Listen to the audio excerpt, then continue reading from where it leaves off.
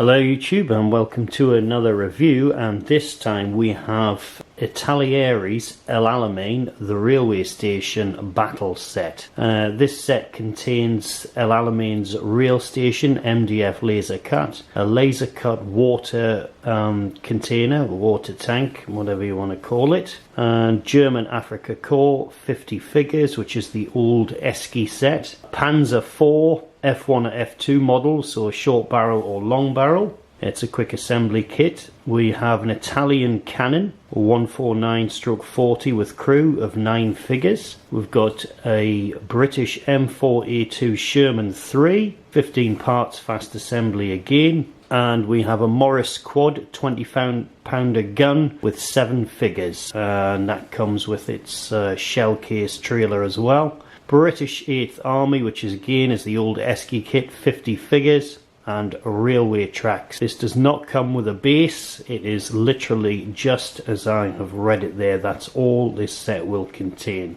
Scale 1/72. On the box you can see it's War Games approved, and it's quite an interesting set. It's quite impressive, to be honest. I paid about £48 for this set, and it's 2019, that was April, so we'll see how that stands up over the years, but yeah, this was £48. Set number is 6181. This is part of a series that ITALERI have done.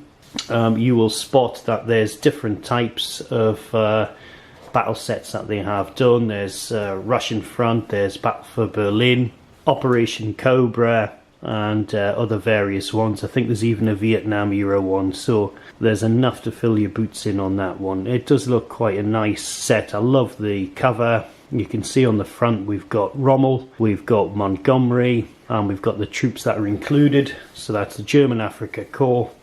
We've got Italian troops there who will be manning the cannon, and we have British 8th Army there. And it's quite an action-packed front scene there. You can see the Sherman, the Italian cannon, the 25-pounder, and the Panzer 4. So yeah, it looks very, very impressive. Now if I lift the lid off, I'll lift the lid off first and we'll have a look inside. So straight away you can see the instructions on the top and what's contained in there. A nice sheet of decals, which I'll show you now.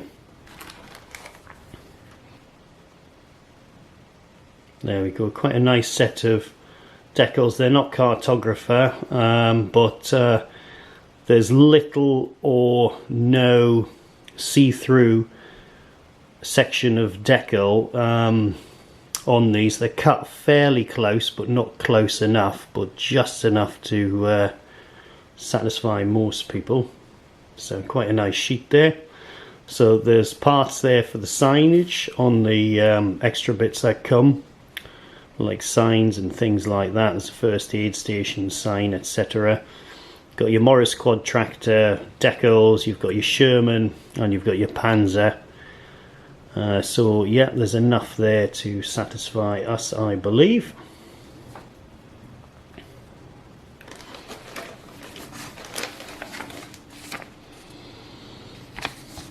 And this, it's a lovely information sheets. Really do like this. It's in colour.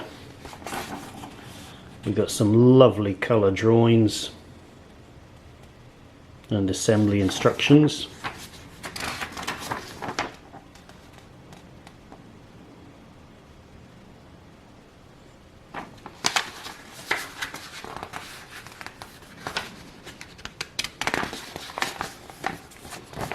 More assembly instructions there for basically a gun tractor.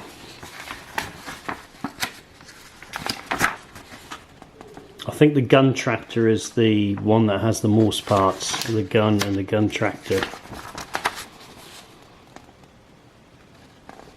And there's your section of train track. And there's your MDF buildings. So very nice, and that again is just giving you an idea there. No diorama base with this, but that's giving you another idea.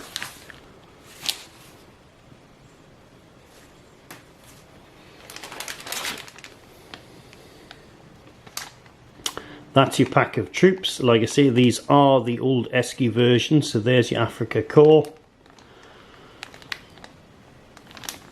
and don't worry, I'll be opening these up. I'll just show you what's inside at first. And there's your 8th Army on the other side.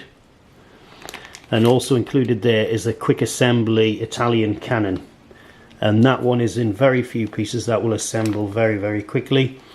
I think as it looks, the only thing that's going to take the time is the 8th Army gun tractor.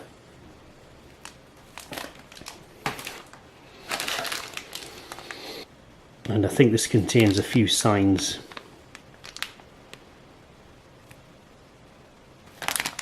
Good. Now this is the pack with the 2 tanks in. So on the top there, that's the Panzer Mark IV. Quick assembly, so you know you'll have this up and running really very quickly. I'm going to assemble these and show you what they look like.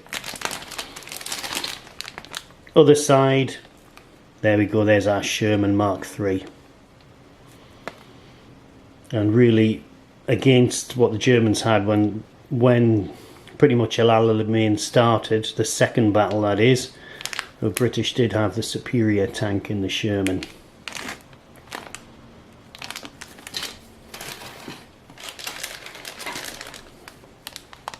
And there you go, you can see how many bits are with this gun tractor and the 25 pounder. There's a lot of bits there. This one will not be a quick build.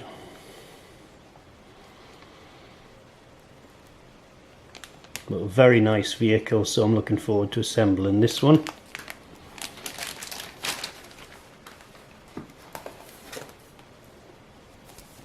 Here's our laser cut building, and it gives you nice instructions there.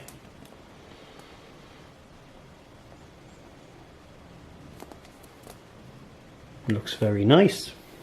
Now I'm presuming the water tower is in there as well. I can't see it on there, but it must be in there as well. So what I'll do, I'll go through the packs individually, thoroughly, and I'm going to try and make up some of these models as well. So let's get a good look at what this is like. Let's just check out the side of the box there, so you can see it shows you the decal sheets, shows you what it's going to look like. It looks very nice.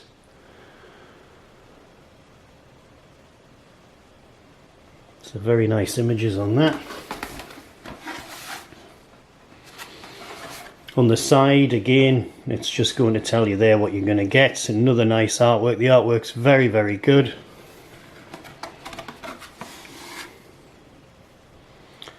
And this just basically says what else you can use for your diorama. We've got German motorcycles, Panzer III, different model though, M40, Italian, another Italian one, looks like an anti-aircraft gun, British 8th Army, which we've got anyway, the Sherman Mark III there we've got, the Otto Blinder AB41, an Armata, and again another, we've got a Panzer II, which was used extensively in France.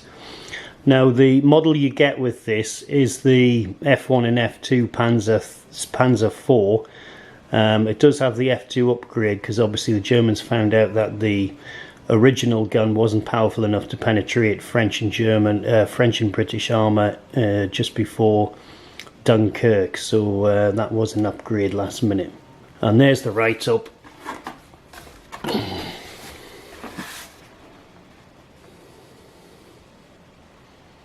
And the write-up says, El Alamein is one of the most famous battles in the Second World War, fought between the British forces led by Lieutenant General Bernard Law Montgomery and the Axis forces led by Field Marshal Erwin Rommel. After the penetration of the German and Italian forces in Egypt, based on the precise goal to advance up the Suez Canal, the British Army started to adopt a strategic plan based on the prevention of further enemy advancing towards the cities of Alexandria and Cairo. The Axis long supply lines and the lack of reinforcements, joined to the 8th Army's supremacy in men and vehicles, were the assumptions for the Montgomery's Great Offensive, successfully launched 23rd of October 1942, codenamed Lightfoot.